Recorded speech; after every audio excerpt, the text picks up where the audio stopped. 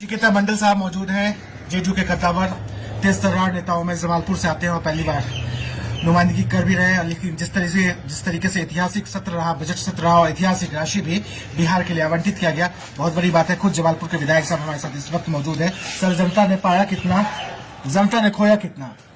देखिए, बिहार में नीतीश जी के राज में बिहार की जनता को पानी होने के लिए कुछ है नहीं। होने को जो स्वास्थ्य था उसकी सुधार के लिए शराबबंदी हो ही गई है।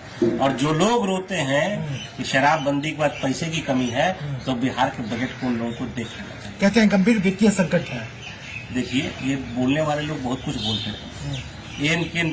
किसी प्रकार से दारू चालू हो जाए, इसके दिमाग में जो चलता रहता है वो बताता रहता है। बिहार के अंदर जो बदलाव आया उसको अगर आप महसूस नहीं कर पा रहे, 16 के बाद बिहार जिस प्रकार से बदला, जो सामाजिक स्थिति बदली, जो महिलाओं का कॉन्फिडेंस जगा, जो महिलाओं की भागीदारी बढ़ी है, अगर आप इन चीजों को काउंट नहीं कर रहे हैं या पैसे से कंपेयर कर रहे हैं तो आप बीमार मंच मार सकता है।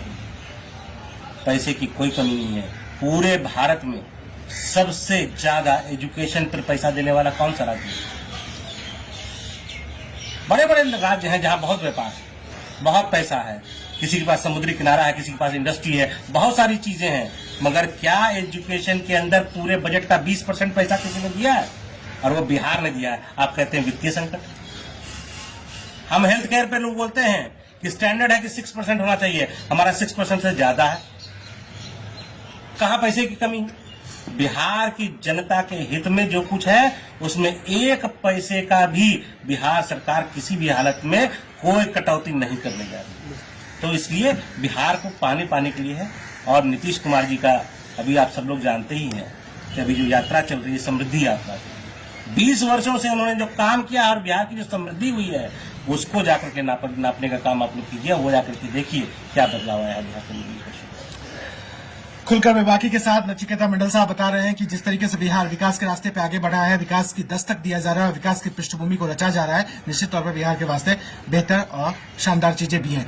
जमालपुर की जनता को सौगात किया। पिछली बार इंटरव्यू में इन्होंने कुछ वायदे किए थे और उन वायदों की शुरुआत हो गई है। वायदे पूरे होने, उस रास्ते पे आगे बढ़ना शुरू हो गया।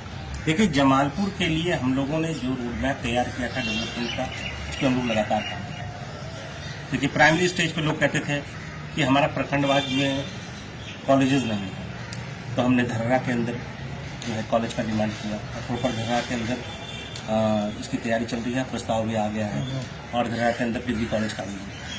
हम सड़कों के माध्यम से धर्रा के लिए अल्टरनेट रास्ता जमालपुर को, कि अगर व्यापारिक दृष्टिकोण से, उद्योग के दृष्टिकोण से डेवलप करना है तो उसके लिए इंफ्रास्ट्रक्चर के लिए बड़े सड़क की जरूरत है, वो भी मैंने डिमांड किया। और निश्चित रूप से जमालपुर को सड़क भी मिलेगी, जिससे कि सीधा कारखाना तक, जो है रेल कारखाने तक के लिए हम लोग एक अल्टरनेट रास्ता आरओबी के माध्यम से लेके जाएंगे।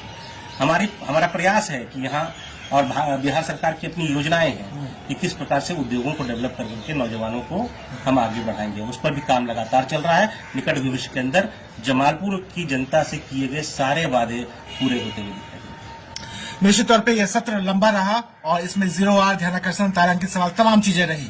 लेकिन जमालपुर से सवाल में कटौती रहा, गैर सरकारी सवाल भी है, अन्य सवाल थे वो तो होने चाहिए थे ना विधायक जी।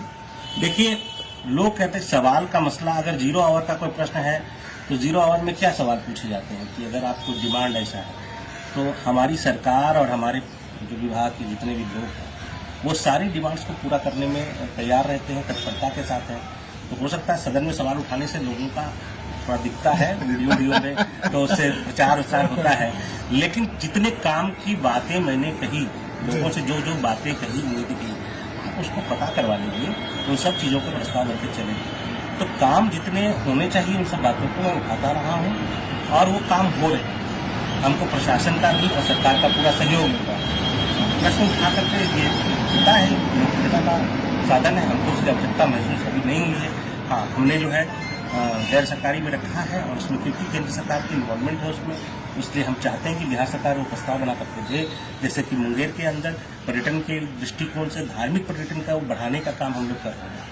तो सीताचरण एक बहुत इंपॉर्टेंट पार्ट है। सीताचरण वो स्थान है जिसकी चर्चा की जाती है कि यहीं से जो है माँ सीता ने सबसे पहले छठ व्रत किया और छठ यहीं से शुरू हुआ और आज पूरी दुनिया में फैला है। तो उस स्थान के रिकग्निशन की ज़रूरत है, उसके जो है पर्यटन की जो संभावनाएं हैं वहाँ पे डेवलप करने की ज़रूरत है, ताकि देश दुनिया के लोग आएँ और देखें कि किस प्रकार से माँ सीता यहाँ आई थी, उनके चरणों को देखें और छठ का किस प्रकार से यहाँ शुरुआत हुआ था। तो इन सब चीज़ों से मुंगेर के अंदर पर्यटन का जो सर्किट है वो और बढ़ेगा, इसलिए हम लोगों का डिमांड है कि रामायण सर्किट में बिहार सरकार इसको दे। दूसरा, हमने कहा कि जमालपुर में जैसे जो था कि उसमें आरओबी के साथ सड़क का निर्माण होना चाहिए, ये भी जो है केंद्र सरकार से संबंधित मामला, क्योंकि रेलवे से है, इसलिए उसका भी प्रस्ताव हमने दिया है। निश्चित रूप से सारा काम होगा। तो वो सब चीजें हो रही हैं, निश्चिंत रहने की जरूरत है। प्रचार प्रसार तो अपने स्थान पर है। जनता को ये भी बताइए, क्या रेल मंत्री से भी मुलाकात होगी नचिकेता मंडल साहब की?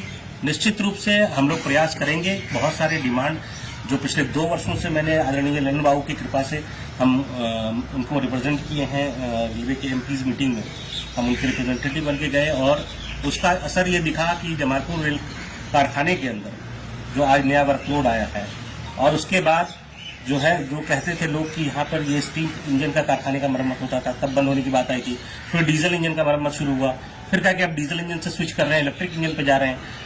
लोड घट गया था, मात्र 10 इंजन का रखरखाव वहाँ हो रहा था, आज उसको 100 इंजन तक हम लोग लेके गए हैं और उसका 200 इंजन तक पहुंचाने का हम लोगों का टारगेट है, उस पर हम लोग काम कर रहे हैं। इसलिए आदरणीय सांसद ललन बाबू जहाँ हैं, जहाँ उनके छत्रछाया में हम लोग हैं, इसलिए इन चीज़ों की चिंता जमालपुर को करने की जरूरत नहीं पड़ेगी। हर वो काम जो जमालपुर के विकास के लिए जरूरी है वो होगा। सत्र के बाद, होली के बाद बिहार में बड़ा सियासी घटनाक्रम भी होगा, मंत्रिमंडल का विस्तार भी है, जेडीयू कोटे के कई लोग शामिल होंगे, बड़ी हिस्सेदारी जमालपुर भी हो सकता है। ये माननीय मैंने आपको कोई भी कहा था, ये माननीय मुख्यमंत्री जी का विशेषाधिकार है, इस पे कमेंट करने का किसी को कोई अधिकार नहीं है। माननीय मुख्यमंत्री जी का कैबिनेट है, माननीय मुख्यमंत्री जी को तय करना है कि